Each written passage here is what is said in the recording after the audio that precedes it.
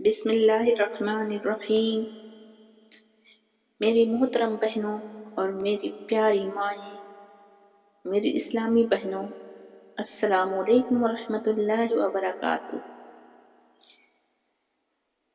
آج امت مسلمہ جن حالات سے گزر رہی، دلوں کی بے چینی، گھروں میں کی بے سکونی، اخلاق کی کمزوری، عبادت میں سستی، یہ سب ہمیں ایک سوال کی طرف لے جا رہے۔ آخر ہم کمزور کیوں ہو گئے؟ اللہ کی مدد ہم سے دور کیوں ہو گئی؟ اس کا جواب ہمیں کہیں اور تلاش کرنے کی ضرورت نہیں، بلکہ ہمیں اپنے دین کی بنیاد کی طرف لوٹنا ہوگا۔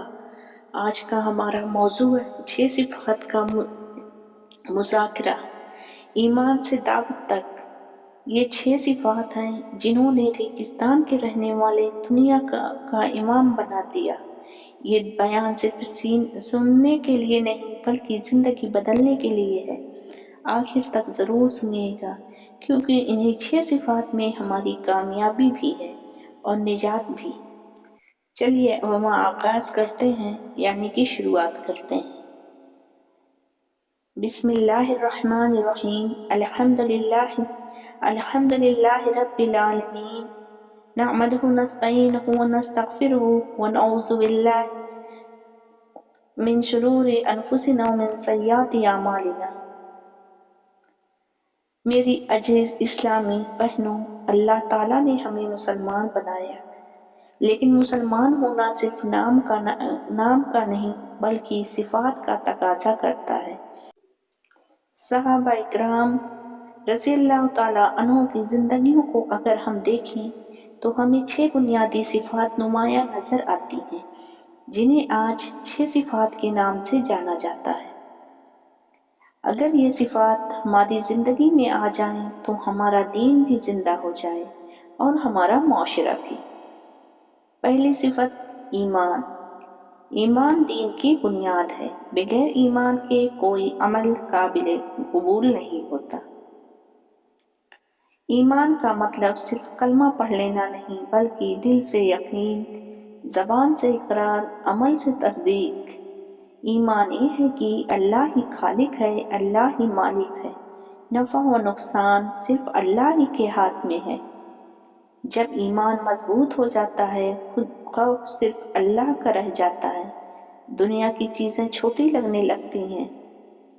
صحابہ اکرام رضی اللہ تعالیٰ عنہ کے پاس نہ مال تھا نہ طاقت، لیکن ایمان ایسا تھا کہ قیصر و کسریٰ لرزتے تھے۔ آج ہمارا ایمان کمزور ہے، اس لیے ہمارا حوصلہ بھی کمزور ہے۔ نماز دین کا ستون ہے۔ نبی کریم صلی اللہ علیہ وسلم نے فرمایا، نماز دین کا ستون ہے میری بہنوں، نماز نہ چھوڑیں، نماز کی فکر کریں۔ جس کی نماز مضبوط، اس کا دین مضبوط، اس کا ایمان مضبوط۔ نماز صرف چند حرکات کا نام نہیں بلکہ اللہ سے ملاقات ہے، اللہ سے بات چیت ہے۔ جب نماز میں خشوع آتا ہے، دل میں نرم ہو جاتا ہے، آنکھوں میں آنسو آ جاتے ہیں، گناہ چھوٹنے لگتے ہیں۔ آج ہم نماز پڑھتے ہیں، لیکن ہماری نماز کیسی ہے اس پر ہم غور کریں، لیکن نماز ہمیں بدلتی نہیں۔ اسی وجہ سے نماز کا چھوٹا نہیں بلکہ خشوع کا ہونا ضروری ہے۔ نماز آدمی جلدی پڑھ لیتا ہے، تھوڑا سا ٹائم دیتا ہے، لیکن اگر نماز خشوع سے پڑھی جائے، محبت سے پڑھی جائے تو انشاءاللہ ہماری زندگی بدلے گی۔ یہ صفت ہمیں بتاتی ہے کیا صحیح ہے کیا غلط ہے۔ علم کے بغیر عبادت اندھی ہوتی ہے اور ذکر کے بغیر علم بے روح ہوتا ہے۔ علم دل کو نور دیتا ہے، عقل کو راستہ دکھاتا ہے، دل کو زندہ رکھتا ہے، شیطان کو دور کرتا ہے۔ اس لیے صحابہ اکرام رضی اللہ تعالیٰ عنہ سیکھتے بھی تھے اور اللہ کی یاد بھی کرتے تھے، اور ہمیں علم بھی چاہیے اور ذکر بھی۔ اکرام مسلم کا کیا مطلب ہے؟ اکرام مسلم جو صفت ہے، ہر مسلمان کی عزت کرنا، اس کے دکھ کو اپنا دکھ سمجھنا، اس کی غلطی کو معاف کرنا، نبی کریم صلی اللہ علیہ وسلم نے فرمایا، مسلمان وہ ہے جس کے ہاتھ اور زبان اور ہاتھ سے دوسرا مسلمان محفوظ رہے۔ آج ہماری زبانیں دل توڑتی ہیں، رشتے ختم کرتی ہیں۔ اگر ہم اکرام مسلم اختیار کریں تو ہمارے جھگڑے خود بخود ختم ہو جائیں گے۔ اکرام مسلم ہمارے معاشرے میں کتنا اہم ہو گیا ہے، کتنی ضرورت ہے، کیونکہ آج ہمارا معاشرہ ایک دم بگڑتا جا رہا ہے۔ ایک دم اکرام مسلم کا ٹاپک تو ختم ہوتے ہی جا رہا ہے۔ ہم اپنے پڑوسیوں کی عزت کریں، اپنے بڑوں کی عزت کریں، اپنے چھوٹوں سے پیار کریں۔